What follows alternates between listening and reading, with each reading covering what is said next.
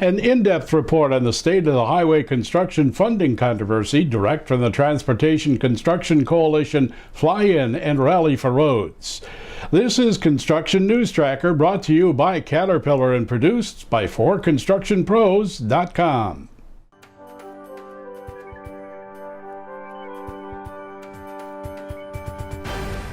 With just a matter of weeks remaining before the present federal highway funding bill is estimated to run dry, industry officials representing some 25 organizations gathered for the Transportation Construction Coalition Fly-In and Rally for Roads in Washington, D.C., and 4 Construction Pros was there. What is needed right now is a patch in the present fund to keep projects alive through September. Congressman John Mica of Florida is the former chair of the House Transportation Committee and a senior member of this body.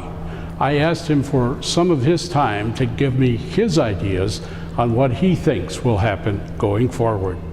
I absolutely do. The Speaker is committed to that. He knows, and the leadership of the House and Senate know, that we have to fund the transportation bill, even though the current authorizing measure expires the end of September.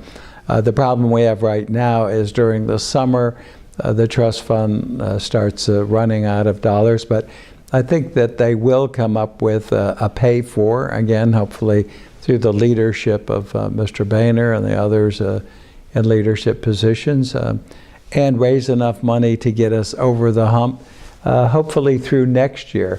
It's easier to do some of these things in a non-election environment.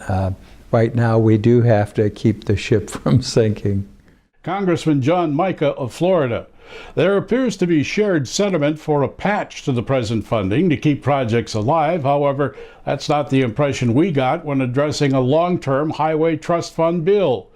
Congressman Dan Webster, an Orlando area Republican, wants to tie new funding to the popular TIFIA program and turn it into a revolving equity trust to be known as TIFIA 2.0.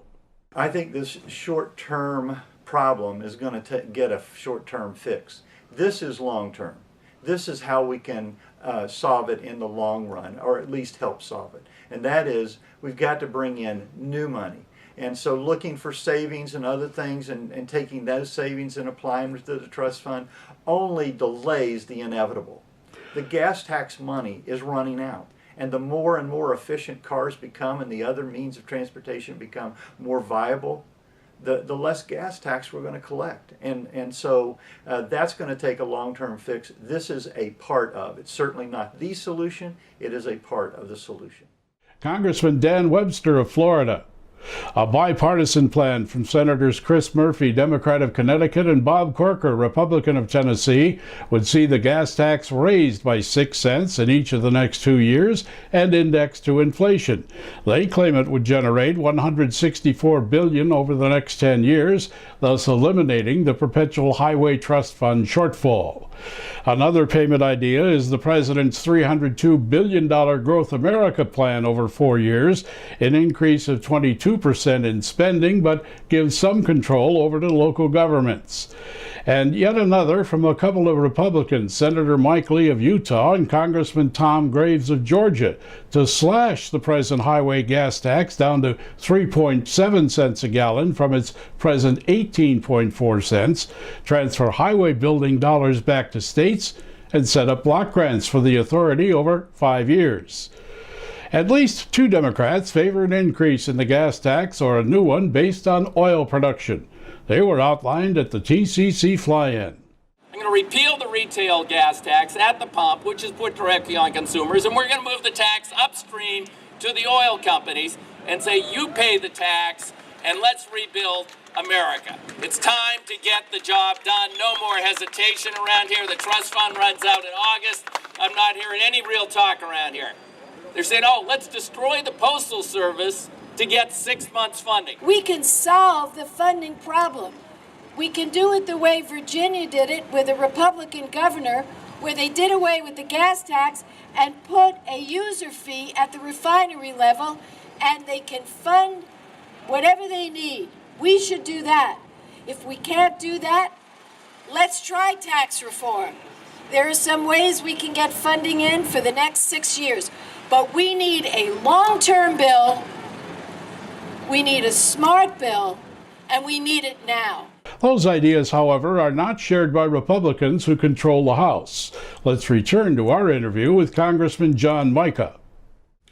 In your opinion, Mr. Mica, do you see anything at all in the works that might favor an increase in the gasoline tax?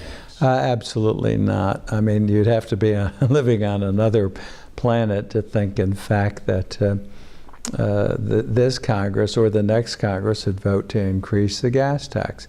Plus, it doesn't solve the problem. Again, you have more cars on the road that are using alternative fuels. They need to pay a fair share. And we need to transition really off of the gas tax to make certain that every user is paying a fair share. The person who now holds the House Transportation Committee gavel, Bill Schuster of Pennsylvania, had the least encouragement for TCC attendees. It's my goal to have a service bill this year, but we need to prepare. If we don't, it slips. Be it an election year, things happen, or don't happen, I should say. And so we think we found a patch to patch it for $12 billion, which will take us into through next May. So we'll have that certainty at least for another year that the money's coming, the money's flowing, and give us the time, give the committee a time, the Congress a time to craft a long-term bill and figure out a long-term funding solution. So a $12 billion funding patch to bridge the gap through the spring of 2015 is on the chairman's plate. This doesn't sit well with many construction industry leaders, among them Richard Paddock, president of Aztec Industries and board chair of AEM, the Association of Equipment Manufacturers.